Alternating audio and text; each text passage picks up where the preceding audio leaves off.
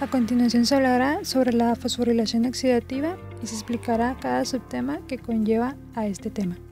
A grandes rasgos, la fosforilación oxidativa es la transferencia de electrones de los equivalentes reducidos de Na reducido y Fa reducido, obtenidos en la glucólisis y en el ciclo de Krebs, hasta el oxígeno molecular acoplado con la síntesis de ATP.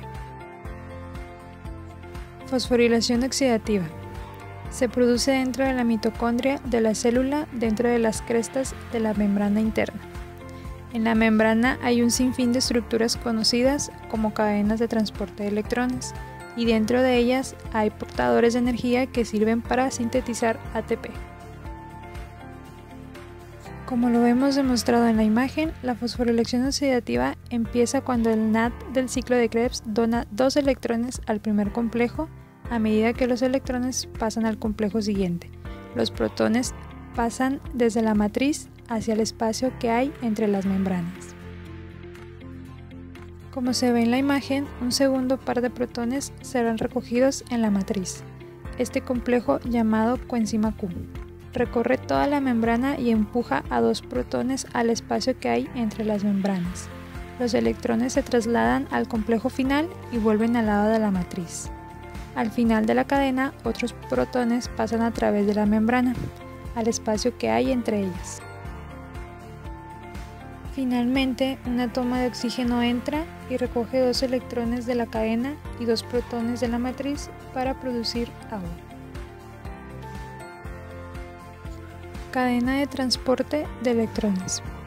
Es una serie de proteínas y moléculas orgánicas que se encuentran en la membrana interior de la mitocondria.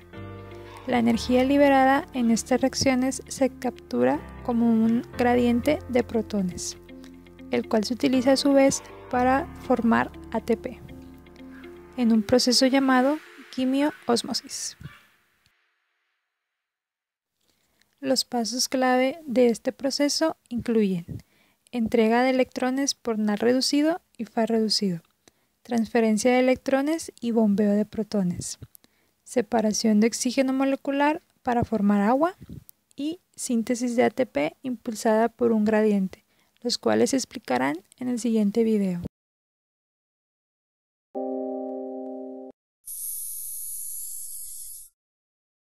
La cadena de transporte electrónico consiste en una serie de complejos proteicos incrustados en la membrana mitocondrial interna. Los electrones captados de moléculas donantes son transferidos a través de estos complejos. Acoplado con esta transferencia electrónica existe un bombeo de iones hidrógeno. Este bombeo genera el gradiente utilizado por el complejo de la ATP sintetasa para sintetizar ATP. En la cadena de transporte electrónico se encuentran los siguientes complejos: NADH deshidrogenasa, citocromo BC1, citocromo oxidasa y el complejo que fabrica el ATP, la ATP sintetasa. Además de estos complejos, también están implicados en el proceso 2 transportadores móviles, la ubiquinona y el citocromo C. Otros componentes clave en este proceso son el NADH y los electrones que transporta,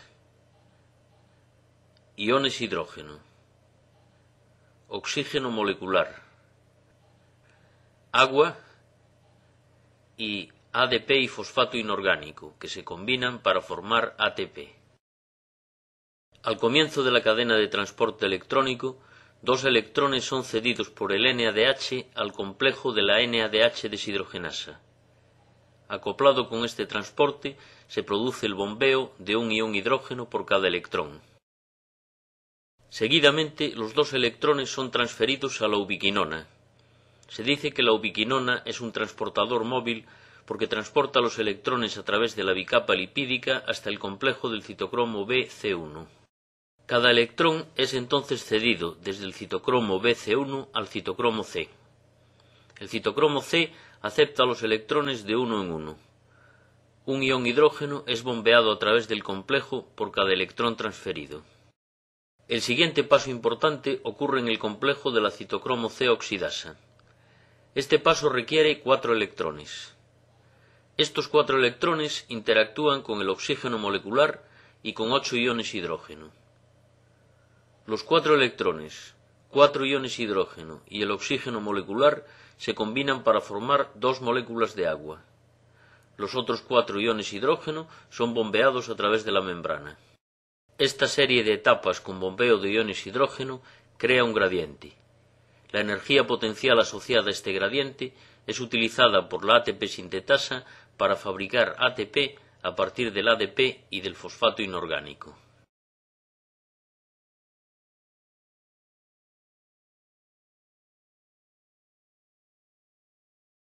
La presente animación ilustra 2 ciclos completos de transporte electrónico. Debemos tener presente que en las células vivas tienen lugar simultáneamente muchos de estos ciclos, asegurando así el mantenimiento del gradiente de protones a través de la membrana.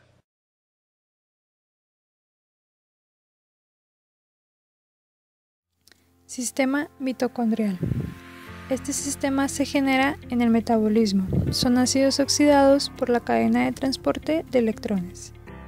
La energía libre generada en esta reacción se emplea para bombear protones. Dichos protones son los puntos rojos que se encuentran en la imagen. Desde la matriz mitocondrial hasta el interior de las crestas mitocondriales para dar lugar a la fuerza protón motriz. Todos los componentes activos de la cadena de transporte de electrones se encuentran exclusivamente en las crestas mitocondriales, formando supercomplejos. Dichas crestas mitocondriales en la imagen se encuentran señaladas por la estrella. A continuación veremos un video dándonos un ejemplo de un sistema mitocondrial.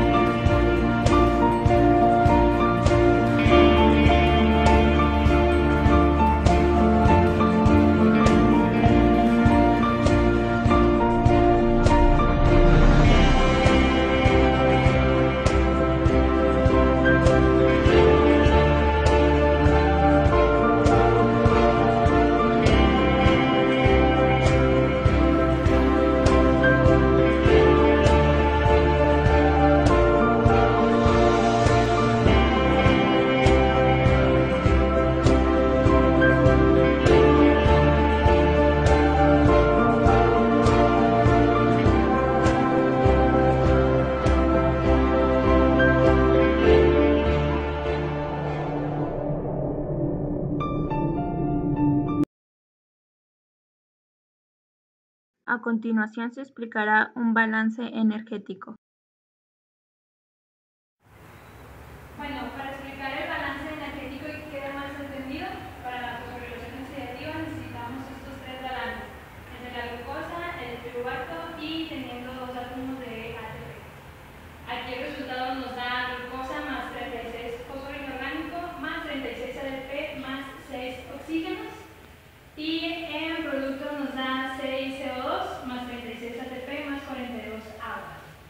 Aquí lo que vamos a hacer es eliminar entradas y salidas.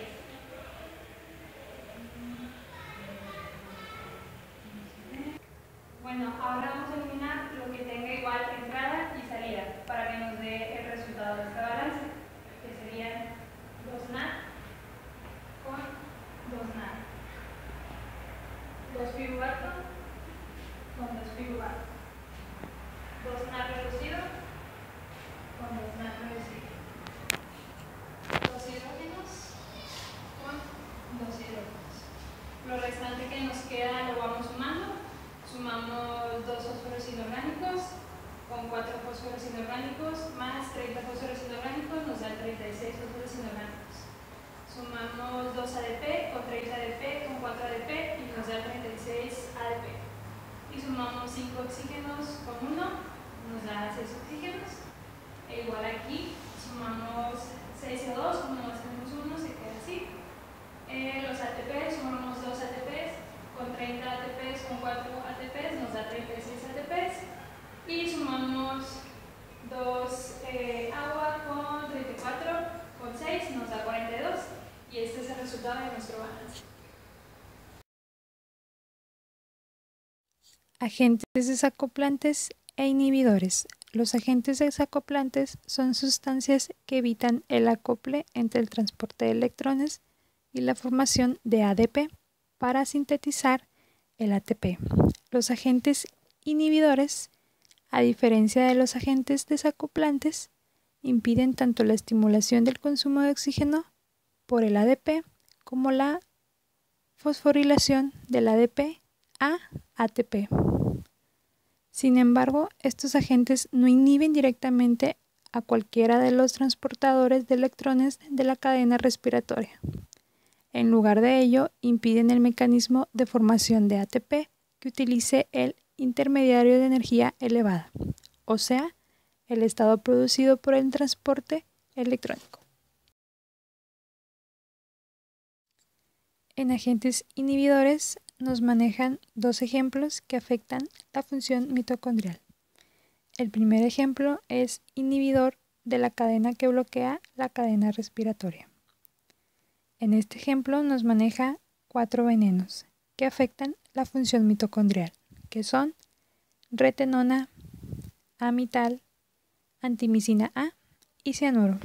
La retenona inhibe el complejo 1, la reoxidación del NAD reducido y la oxidación del malato. En la amital inhibe el complejo 1 y afecta las oxidaciones dependientes del NAD. En la antimicina A inhibe el complejo 3 e inhibe la reoxidación del NAD reducido y del FAD reducido. En el cianuro bloquea el paso de electrones del citocromo A3 al oxígeno. En el ejemplo 2 nos maneja dos tipos de veneno que inhiben la ATP sintasa. Dichos ejemplos son la oligomicina y el diciclohexilcarbot-dimida. La oligomicina inhibe la ATP sintasa al unirse a la subunidad F e interferir en el transporte de hidrógenos a través de F e inhibe por lo tanto la síntesis de ATP. Y en el dicloxilcarbot-dimida, un reactor soluble en lípidos también inhibe el transporte de protones por F al reaccionar con un residuo de glutámico en una de las subunidades de F de mamíferos. Bueno amigos, siguiendo el tema anterior, en este caso hablaremos de los modelos para explicar la fosforilación oxidativa. En 1961, el bioquímico británico Peter Mitchell propuso un mecanismo mediante el cual la energía libre se genera durante el transporte electrónico, impulsa la síntesis de ATP. El modelo de Mitchell, aceptado ampliamente en la actualidad, se denomina teoría quimiosmótica de acoplamiento. Peter nació en 1920 y falleció en 1992. En 1978 fue galardonado con el Premio Nobel de Química por sus trabajos sobre el intercambio de energía mediante la teoría osmótica. En el modelo de Mitchell, los protones se impulsan desde la matriz mitocondrial a través de la membrana interna y dentro del espacio intermembrana por el mecanismo de transporte electrónico. La energía capturada del transporte electrónico se utiliza para crear un potencial eléctrico y gradiente de protones, debido a que la membrana interna es impermeable a los protones. Esto solo puede atravesar la membrana influyendo a través de conductos específicos para ello. El flujo de protones a través de la sintasa de ATP impulsa la síntesis de ATP. Entre uno de los ejemplos de las pruebas que respaldan la teoría quimiosmótica está la gramicidina, que es un antibiótico que forma un conducto en las membranas por el que pasan el protón, potasio y sodio. Las enzimas conocidas como ATP sintasas son aquellas con capacidad para generar moléculas de ATP, adenina trifosfato, a partir de ADP, adenina difosfato, y pi-fosfato inorgánico. De esta manera se vería más clara la explicación de cómo es la sintasa de ATP. Aquí tenemos la cadena de transporte, junto con otros complejos moleculares, que aquí vemos el ATP sintasa. En los protones, vemos que hay más concentración en el espacio intermembranal que en la matriz. Después de aquí, vemos que la energía es sintetizada aquí del ATP a partir de ADP y un grupo fosfato. Aquí podemos ver. Cuando agarra un protón, el F1, que es esta parte, empieza a girar para así poder agarrar otro del espacio intermembranal hacia la matriz. Después de esto, cada vez que lo hace, son 3 veces para generar un ciclo. Y así pasa al espacio, a la matriz, y cada vez que se mueve el F1, se mueve también junto con el F0 para formar un grupo fosfato, Y aquí podemos ver cómo se movieron y formaron uno. Vemos que aquí se mueve uno y se mueven los dos, y así es como la gradiente es utilizada para generar ATP. Control de la fosforilación oxidativa. Permite a la célula producir solo la cantidad de ATP que se requiere de inmediato para mantener sus actividades. El transporte electrónico y síntesis de ATP están estrechamente acoplados. Control de la fosforilación oxidativa por la concentración de ATP. Las mitocondrias solo pueden oxidar el NADH y el FADH2 cuando hay una concentración suficiente de ADP y fósforo. Control respiratorio. Control de la respiración aeróbica por ADP. La formación de ATP parece ser fuertemente relacionada con el cociente de acciones de masas de ATP. ATP por entre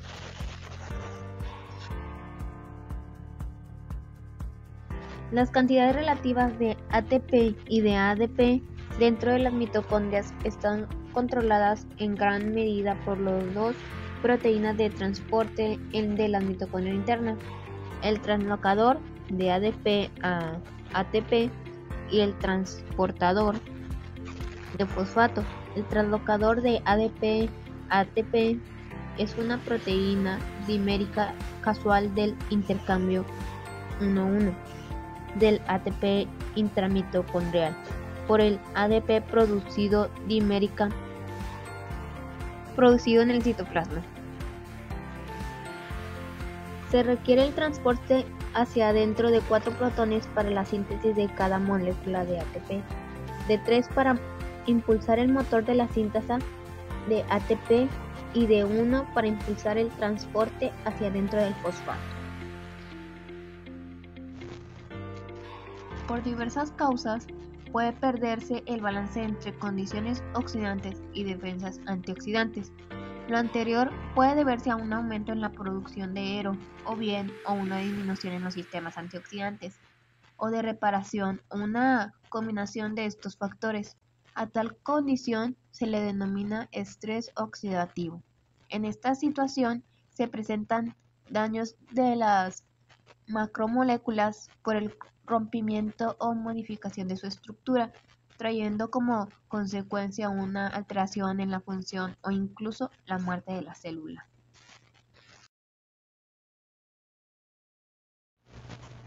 En la clínica se han desarrollado diversos métodos para evaluar las condiciones de estrés oxidativo, basados en la acumulación de productos oxidados.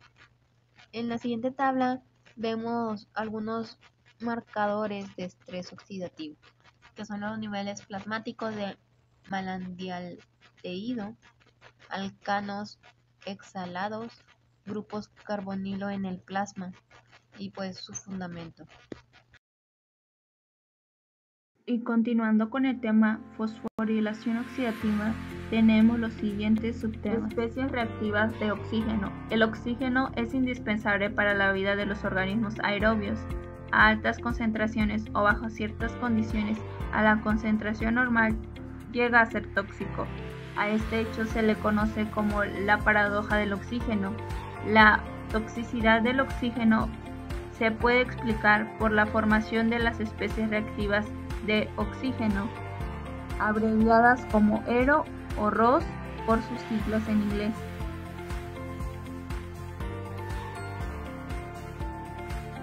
En los seres vivos, la formación de ERO suele mantenerse en un mínimo gracias a los mecanismos antioxidantes de defensa. Los antioxidantes son sustancias que reaccionan con las ERO con mayor facilidad que con biomoléculas críticas y por tanto mitigan los efectos dañinos a los tejidos de estos subproductos metabólicos muy reactivos. Entre las circunstancias que puede producir daño oxidativo grave se encuentran las infecciones, los procesos inflamatorios, el consumo excesivo de ciertos fármacos, la exposición a una radiación intensa, además de contribuir con el proceso del envejecimiento. El daño oxidativo se ha asociado al menos con 100 enfermedades humanas, entre ellas el cáncer, la enfermedad del Parkinson y Alzheimer.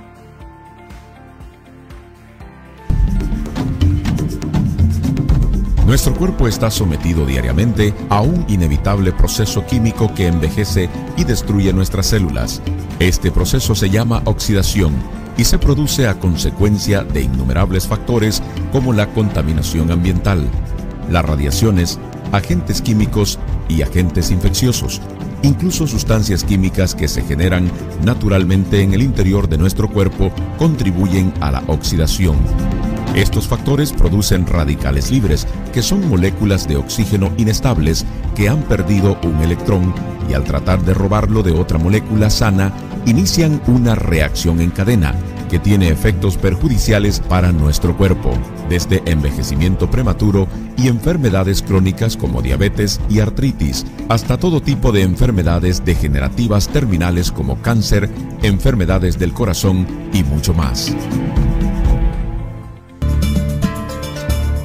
Para combatir la oxidación de nuestro cuerpo, necesitamos consumir antioxidantes, que son sustancias naturales que neutralizan los radicales libres y los convierten nuevamente en moléculas de oxígeno sanas y benignas, revirtiendo de esta manera el envejecimiento prematuro y previniendo un sinnúmero de enfermedades crónicas y degenerativas.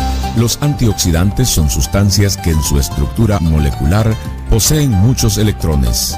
La labor de los antioxidantes es donar a los radicales libres los electrones que les hacen falta para convertirlos de nuevo en moléculas de oxígeno estables, beneficiosas para la vida de la célula y, lógicamente, de gran beneficio para la salud de nuestro cuerpo.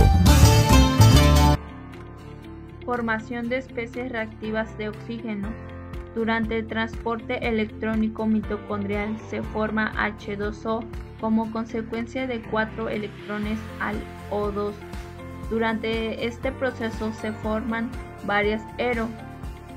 La oxidasa de citrocromo 8 y otras proteínas activadoras del oxígeno atrapan estos intermediarios reactivos dentro de su sitio activo hasta que se han transferido los 4 electrones al oxígeno.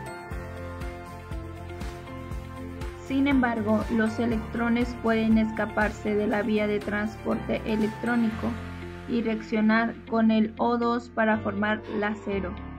En circunstancias normales, los mecanismos de defensa contra la oxidación de la célula minimizan cualquier daño.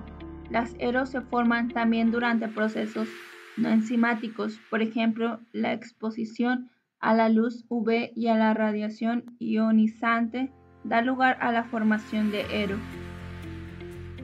La primera ero que se forma durante la reducción de oxígeno es el radical peróxido O2.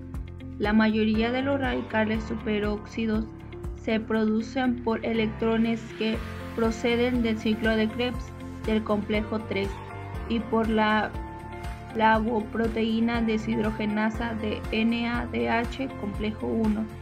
El O2 actúa como nucleófilo y en circunstancias específicas como oxidante o como reductor debido a sus propiedades de solubilidad, y el O2 produce un daño considerable a los componentes fosfolípidos de las membranas cuando se genera en un ambiente acuoso.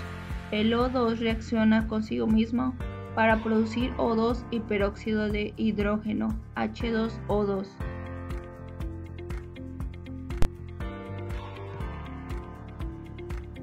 Puesto que el peróxido de hidrógeno no tiene electrones no apareados, no es un radical. La reactividad limitada del peróxido de hidrógeno le permite cruzar las membranas y dispersarse de manera general. La consiguiente reacción del peróxido de hidrógeno con el hierro 2 o con otros metales de transición originan la producción de radical hidroxilo, una especie muy reactiva. El radical hidroxilo solo se difunde en una distancia corta antes de reaccionar con cualquier molécula con la que choque.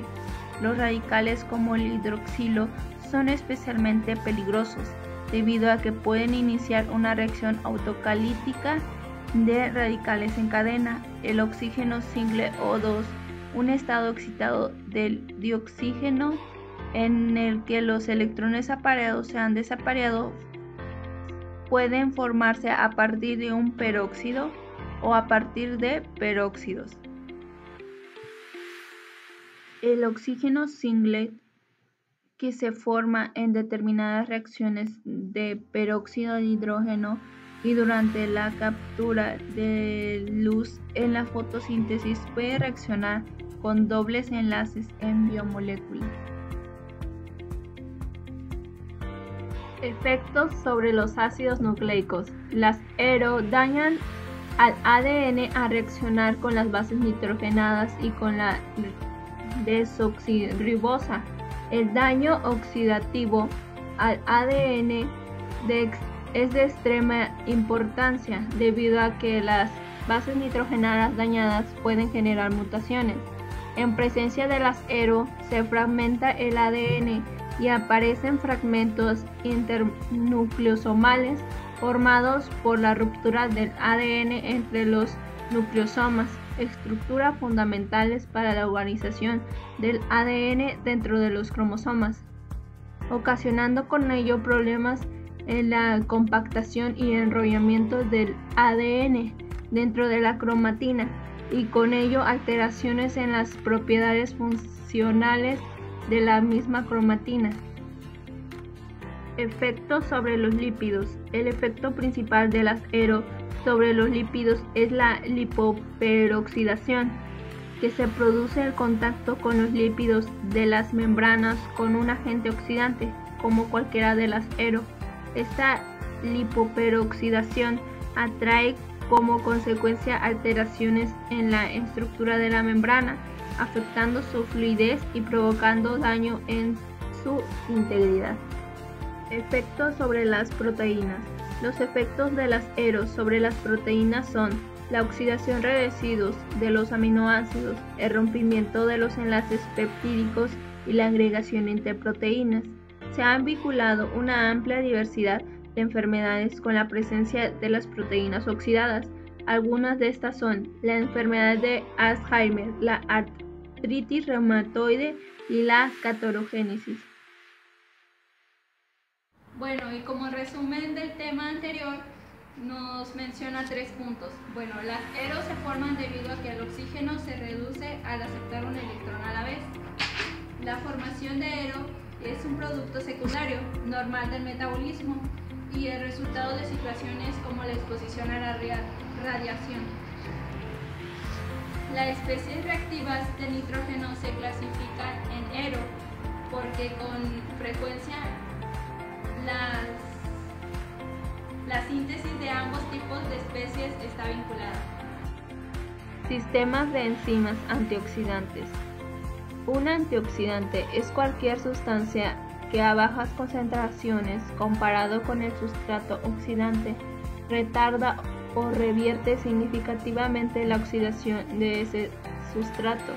Los antioxidantes se pueden clasificar de la siguiente manera: agentes que catalíticamente remueven los radicales libres y otras especies reactivas, por ejemplo, las enzimas dismutasa de superóxido, catalasas, peroxidasas, y antioxidantes específicos para el grupo tiol, proteínas que abaten la disponibilidad de los prooxidantes, tal como los iones de hierro o cobre, y el grupo hemo, por ejemplo, ferritina, transferrina, aptoglobinas, hemopexina y metalotioneína. Esta clasificación incluye proteínas que oxidan el ion ferroso, como la ceruloplasmina. La ferritina es una proteína intracelular que almacena hierro. La transferrina transporta hierro en los fluidos extracelulares. Proteínas que protegen biomoléculas contra el daño, incluyendo estrés oxidativo por otros mecanismos, por ejemplo, proteínas de choque térmico localizadas en el retículo endoplasmático, periplasma y citoplasma. Tienen como función la estabilización y cobertura de la estructura proteica parcialmente plegada. Debido a la producción de ERO ocurre espontáneamente en los organismos aerobios, se hace necesario la presencia de un sistema de defensa que contrarreste los efectos oxidantes de estas especies. Estos sistemas de defensa, para su posterior explicación, pueden ser divididos en 2 partes: agentes antioxidantes de alto peso molecular y agentes antioxidantes de bajo peso molecular. A continuación se dan sus principales características. Agentes antioxidantes de alto peso molecular: superóxido dismutasa, cobre y zinc de dismutasa de peróxido y magnesio de dismutasa de peróxido. Son enzimas que se encuentran en el citoplasma. El superóxido dismutasa cataliza la conversión del unión superóxido a peróxido de hidrógeno. Catalasa. Esta enzima se encuentra en las mitocondrias y los peroxisomas y cataliza la reducción del peróxido de hidrógeno a agua. Cabe mencionar que esta enzima también tiene actividad de peroxidasa. Glutatión peroxidasa es una selenoenzima presente en varias isoformas, entre las que se encuentra la citosólica, plasmática y la de fosfolípidos. Es posible encontrarla en citoplasma, mitocondria y membrana plasmática. Esta enzima cataliza la reducción de peróxidos empleando 2 moléculas de glutatión reducido. Los productos de la reacción son el glutatión oxidado y el agua. Agentes antioxidantes de bajo peso molecular. En la tabla 6 se muestra algunas de las principales características de antioxidantes de bajo peso molecular. Es importante señalar que tanto la vitamina C como la vitamina E son obtenidos de la dieta. De la misma manera, se conoce otros antioxidantes que son obtenidos también de algunos alimentos, principalmente de frutas y verduras, y que contribuyen a prevenir el estrés oxidativo. Moléculas antioxidantes. El tocoferol, un potente eliminador de radicales, pertenece a una clase de compuestos que se denomina antioxidantes fenólicos. Los fenoles son antioxidantes eficaces debido a que los productos radicales de estas moléculas se estabilizan por resonancia y son así relativamente estables. debido a que la vitamina E que se encuentra en los vegetales, en los aceites de semillas, en los cereales enteros y en los vegetales de hojas verdes es liposoluble. Desempeña una función importante a la protección de la membrana de los radicales peroxilolipídicos. El caroteno que se encuentra en las frutas de color amarillo, naranja y verde oscuro y en los vegetales como la zanahoria, las patatas dulces, el brócoli y los albaricoques es un miembro de una clase de pigmentos vegetales que se denomina carotenoides. En los tejidos vegetales, los carotenoides absorben parte de la energía luminosa que se utiliza para impulsar la fotosíntesis y los protegen frente a las ERO, que se forman a intensidades luminosas elevadas. En conclusión, la fosforilación oxidativa es el proceso de envejecimiento y destrucción de células. Se pueden deber a muchos factores. Unos pueden ser la contaminación, agentes químicos, etc. Y pueden perder el balance de electrones, que de ahí viene el envejecimiento, artritis o hasta cáncer. La cadena de transporte de electrones actúan como una bomba para expulsar protones de un lado al otro de la membrana. Al bombear es utilizado por la mitocondria para sintetizar la molécula de ATP. Un balance energético consiste en 4 puntos, que son metabolismo basal, efecto térmico de los alimentos, ejercicio físico y consumo de luz. Hay un modelo para explicar la fosforilación oxidativa, que es el de Mitchell. Se denomina teoría quimiosmótica. También hablamos del ATP sintasa, que son como 2 motorcitos ingresando 3 protones para generar un ATP. También decía control de fosforilación oxidativa. Permite a las células siempre adaptarse a los requerimientos siempre fluctuantes de energía. El estrés oxidativo es producido por perder el balance entre condiciones oxidantes y antioxidantes, trayendo como consecuencia más alteración a la función o hasta la muerte de la célula. Y para combatir la oxidación de tu cuerpo, necesitamos combatir antioxidantes, que son sustancias naturales que neutralizan las radicales libres y los convierten nuevamente en moléculas de oxígeno sanas.